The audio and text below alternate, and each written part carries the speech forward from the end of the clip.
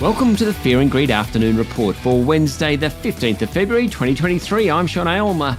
Every afternoon, we've got the 5 stories that happened today that you need to know about. Mind you, on a day like today, it could have been 10. So much going on. Story number 1, it wasn't a great day for the market, especially the banks, with the S&P ASX 200 ending the day down more than 1% to 7,352 points. Commonwealth Bank's earnings announcement disappointed, and it was sold off sharply. More of that shortly.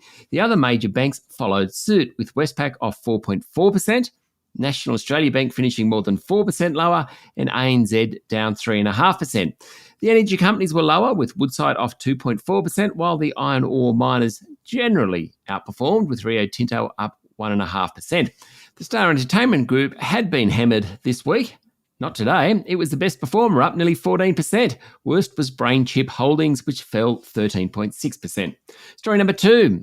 I mentioned it a moment ago. The Commonwealth Bank today posted a record half-year profit of $5.2 billion, upped its dividend, and made gains in the important business lending market. Yet, its share price tumbled, at one point being down 6% before closing at $102.99.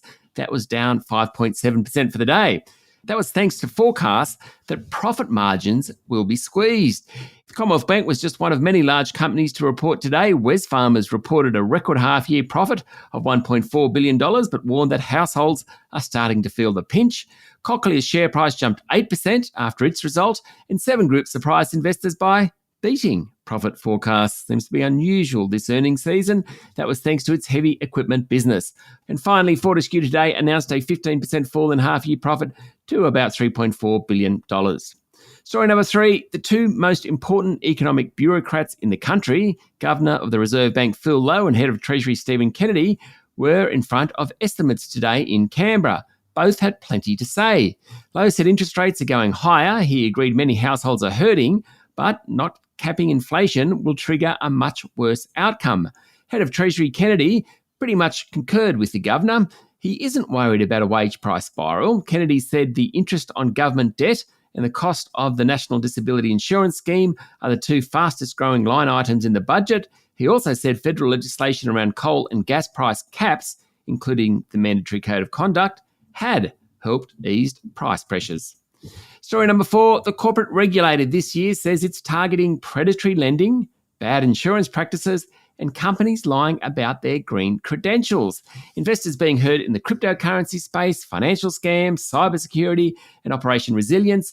Disclosure of climate risks and sustainable financing practices will also be priorities for the Australian Securities and Investments Commission in 2023.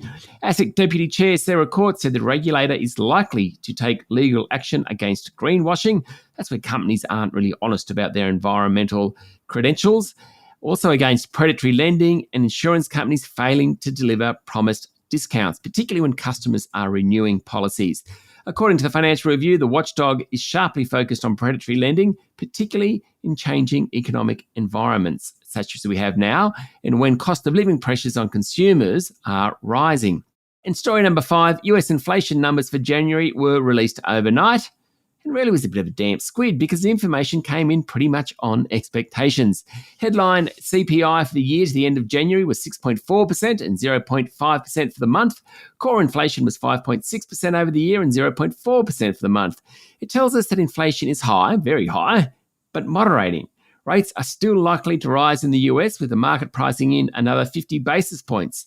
Markets reacted to the news, but then pretty much just went back to their business. By the end of the trading day, the S&P 500 hadn't changed much. Bond yields were a bit higher. Not much had happened to the US dollar.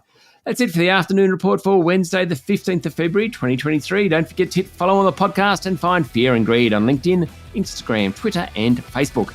Join Michael Thompson and I tomorrow morning for the Fast 5 by Fear and Greed. The top 5 business stories you need to know in just 5 minutes. I'm Sean Aylmer. Enjoy your evening.